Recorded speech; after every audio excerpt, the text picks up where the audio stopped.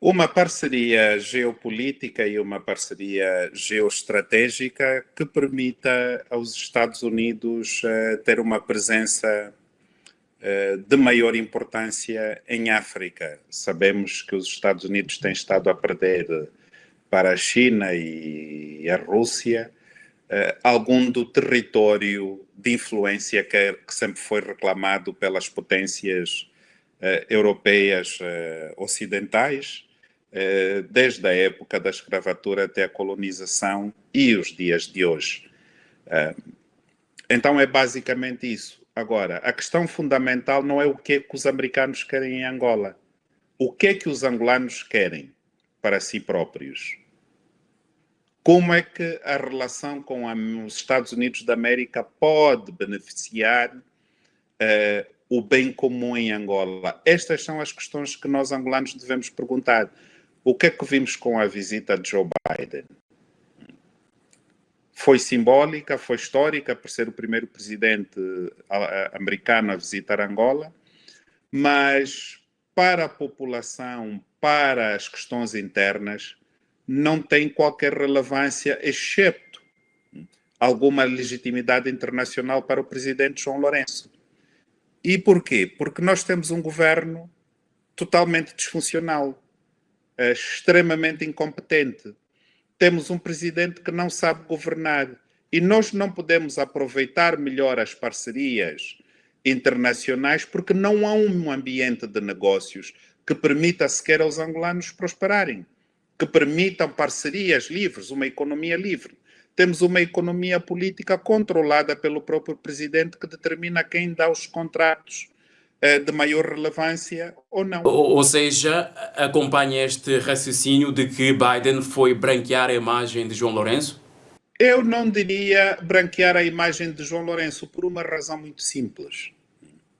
Os níveis de impopularidade do presidente João Lourenço são extraordinários, não é? É só falar do presidente Lourenço na rua que as pessoas ficam logo aborrecidas. Portanto, não há nada que Joe Biden ou outro líder europeu ou asiático ou mesmo Deus neste momento ou o diabo possa fazer para melhorar a imagem do presidente João Lourenço, exceto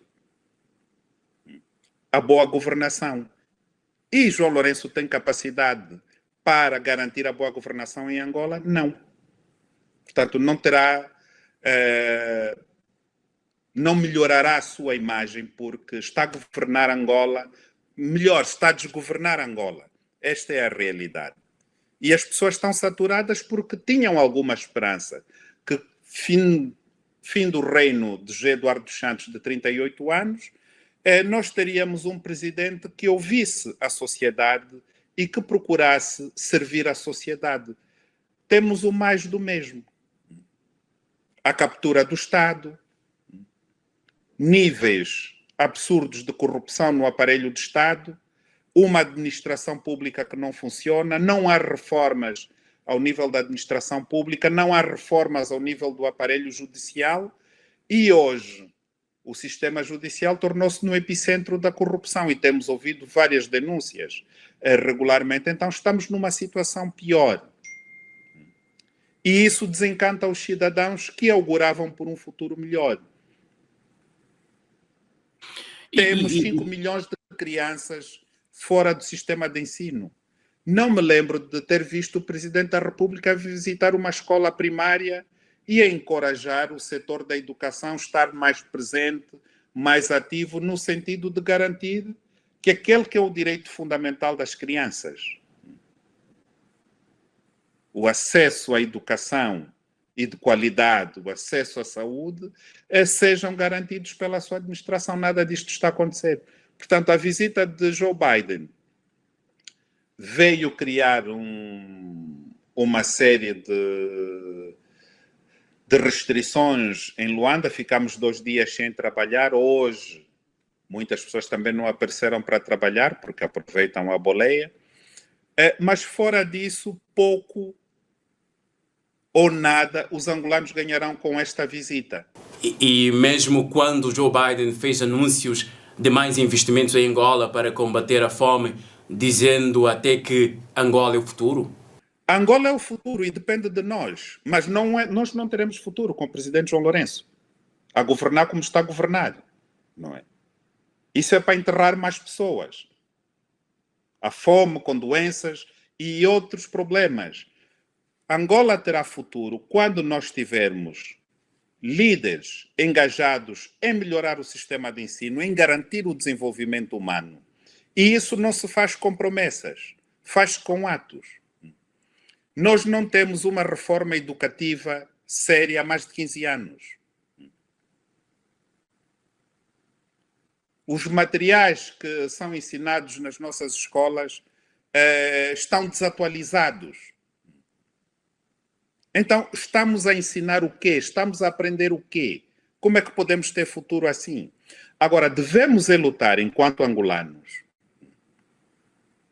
para garantirmos que tenhamos um contrato social que nos permita definir o tipo de líder que nós queremos no período pós-Lourenço.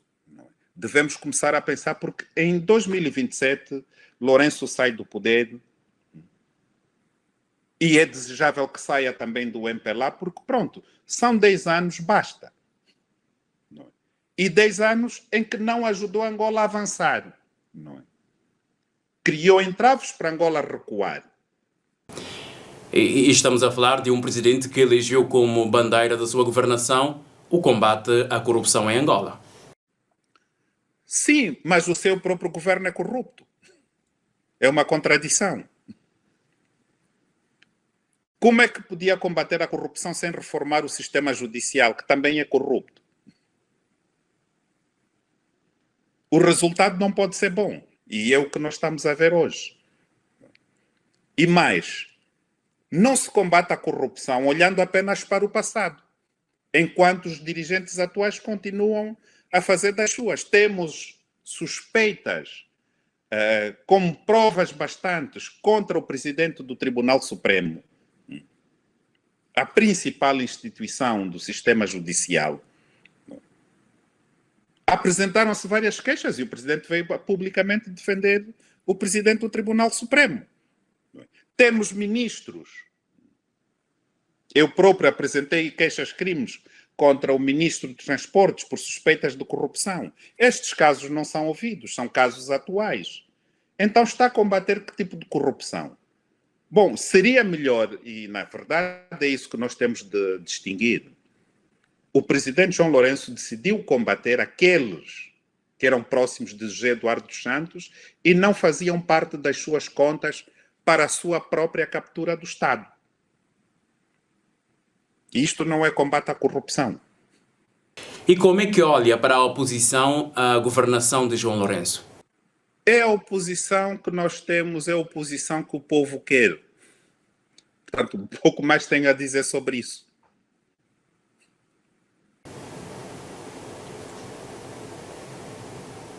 O que é que isso quer dizer?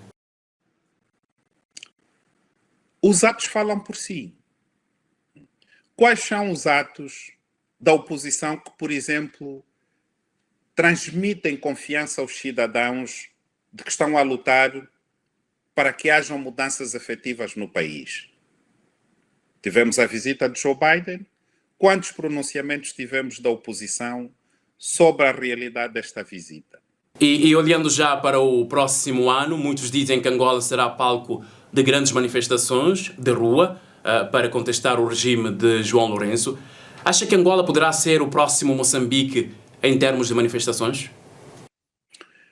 Não vejo nem desejo.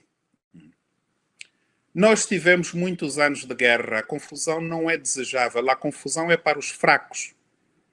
Nós precisamos de uma chuva de ideias. Precisamos discutir ideias. Precisamos criticar de maneira frontal o que está a acontecer de errado no país. A má governação de João Lourenço.